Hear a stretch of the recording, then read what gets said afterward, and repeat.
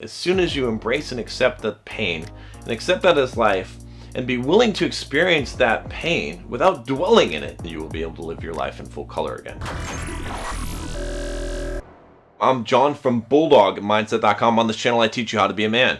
I teach you how to build financial independence, how to get the physique you want, how to get the girls you want, and how to go from the victim mindset to the Bulldog mindset. If that sounds like something you are all about, click that subscribe button. Join us on this quest. I asked him to actually send me an email about this. So he said, been struggling with emotional numbness for a while, and I'm getting frustrated by it now, especially as I used to be very emotional. I want to feel like I'm alive again and not just existing. It's not that I feel terrible, it's just that I feel indifferent to most things. I have not been able to cry for over 7 years, even though I've really wanted to get that sense of relief. I will go to social events and feel more like an observer and unable to connect with people beyond superficial talk. I'm now in a very good compatible relationship, but any lows we have, I do not really feel them much, but the same goes for any highs. My parents just came back from 3 months in India where my dad was receiving treatment for Parkinson, and I didn't feel much emotion seeing them again. My brother just had a baby, and I didn't feel anything seeing it. I am myself planning on having kids soon, and the last thing I want is to feel indifferent when it comes, when it's born. Some possible causes I can think of are, 1, an ex-girlfriend who was very split personality. Half the time she was very warm, and for no reason she would totally change and become very cold and harsh. This hurt me a lot, and to deal with it I would shut down emotionally and try to distance myself from it. And number 2, I am just recently over a crippling gambling addiction. I was making a good bit of money through match betting for a while, which is a method of extracting value from promotions. I probably gambled most days in the last 2 years, risking anywhere from 5 to 40K at a time. I would put bets on and watch the game and be like in a zombie state where my heart wasn't even beating fast. So I think this must have trained myself to block more powerful emotions, and that has carried into the rest of my life. Would be amazing to hear your solutions you could think of with this. Getting a lot of value from videos. I'm living in Ireland, by the way. I've suffered through this and went through this myself. I call it basically becoming a zombie, or basically going into zombie mode, which is where you create this wall. Over time, in order to deal with emotions, to deal with pain, you sort of make it so that you don't feel those emotions anymore, and you sort of become like a zombie, like nothing affects you. This is something that a lot of guys think is being mentally tough, okay? When I talk about emotions and I talk about mastering your emotions or stoic philosophy and becoming a stoic, a lot of guys misinterpret that. Part of our humanity, what makes us human and the experience worth living, is to have and experience these emotions. Emotional mastery is something different than that. That's to be able to control those emotions so that they do not overwhelm you and influence or directly hijack your actions. Mostly because of this abusive girlfriend, okay, who might have been, bipolar, where he's dealing with someone who is being nice and then all of a sudden for no reason treating him like shit. What can happen as a result of that kind of abuse, if you don't know how to stand up for yourself as a man, is that you can get to a point where you actually block out emotion, okay, and you don't feel anything anymore, and that's where this person who has emailed me, where he's gotten here. You have level 1 of emotional maturity, which is what I call wearing your heart on your sleeve. You are basically telling everyone about your emotions all the time, and you're acting sad when you're sad. You're kind of falling into that nice guy type of, oh, don't hurt me. You tell people, oh, I'm depressed, right? It's very unattractive trait, okay, and it invites abuse. Level 2 is actually this zombie mode. But you realize being the nice guy and wearing your heart on your sleeve and telling girls how you feel is not good. People don't care about how you feel. They don't care about that, and you get abused. So he starts to develop this distance, right? He realizes that what he needs to do is actually distance himself and not allow these emotions to affect him. You can't hurt me because I won't allow you to hurt me. But the problem is that when you block out the lows, you block out the highs. But then you have stage 3. Okay, this is where you should aspire to be. This is where emotional mastery comes into play, okay? This is where you feel the pain and you keep on walking. You reopen yourself up again to hurt, to pain, to all of these things that can happen to you, to the lows, okay? To love again, okay?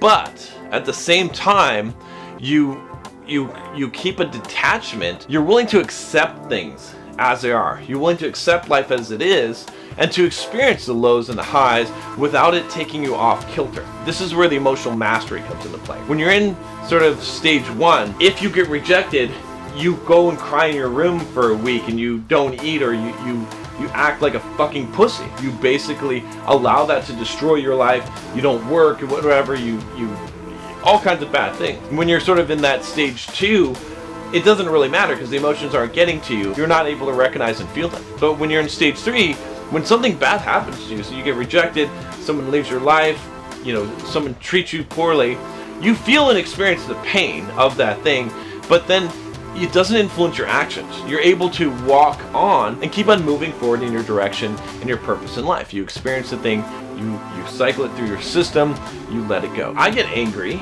okay, but it doesn't last very long, okay? As soon as I detect that I'm angry, I observe that, I feel the feeling of rage or anger coming through me, and then I do not act on that anger. I let it go. I feel it, I recognize it, I let it subside, and I take the exact actions I would take if I was not angry. When you let anger influence your actions, when you let emotion influence your actions as a man, you're weak.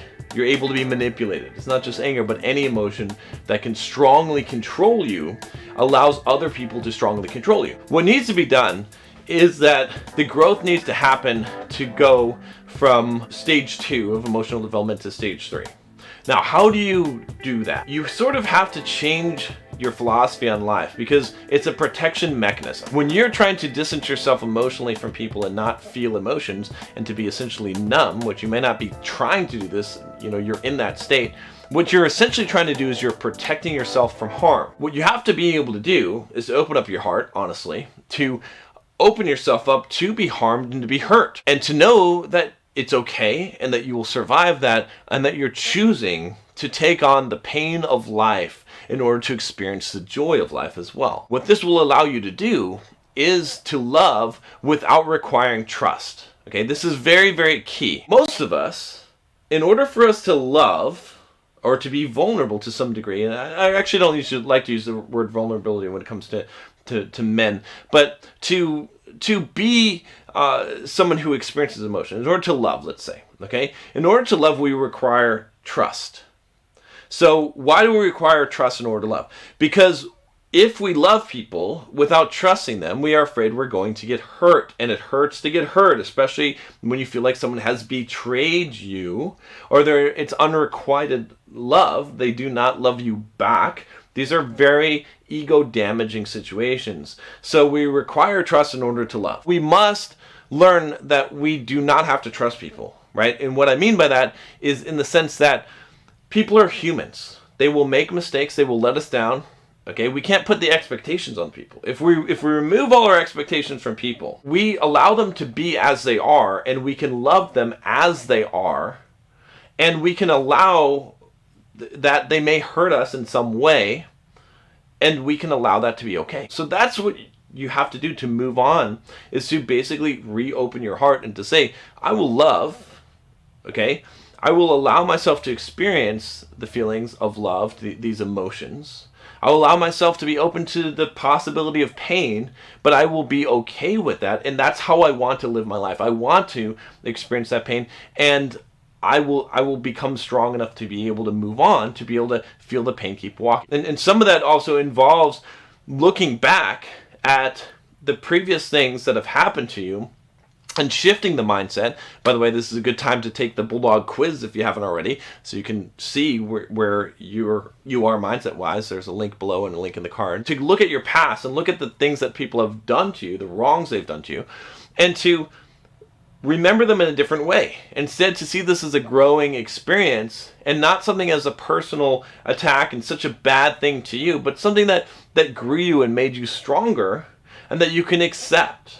Okay? Once you can accept that, then you can move on and you can hit this stage 3 where it doesn't matter what happened. I've gone through all 3 of those phases, all right? And now, okay, considering myself at phase 3, really being pretty deeply rooted in Stoic philosophy, not very many things harm me very much or get me even very upset, but I feel that I am in touch with the full depth of my emotions, okay? I can love strongly, I can feel sadness and pain and joy and sorrow and all of those emotions. So I can tell you now that the way that I look at the world and the way that I look at life, through this lens, is essentially that I want to experience life. And I'm not too attached to any particular thing. That I know that it's with what's within me, how I've developed myself, that's the most important thing. I realize that I am going to be alone, that we're always alone. No one can be inside our body. You want a real good experience of that is get sick. Okay, get really sick.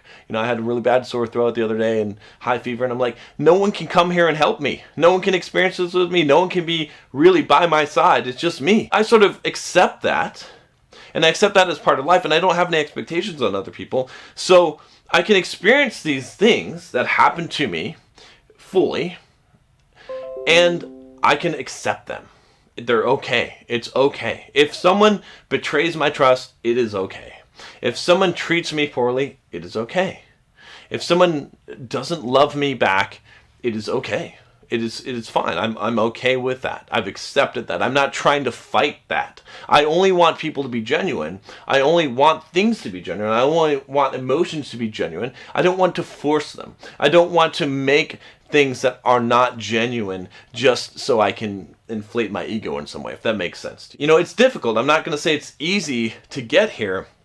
But as you understand it, and I'm still growing, by the way, I'm still growing and perfecting this, okay? But it's worth the price. It's worth getting there in order to experience life again. Because to be where you're at in stage 2, if you're there, where you're emotionally numb, it's not life. You're not really living. You're protecting yourself, sure, but you're not really living. As soon as you embrace and accept the pain, and accept that as life, and be willing to experience that pain without dwelling in it, getting stuck in it like you do in stage 1, then you will advance to stage 3 and you will be able to live your life in full color again. All right, guys, that's all I got. Click that subscribe button. If you haven't already, share this with a friend. I'll talk to you next time. Take care.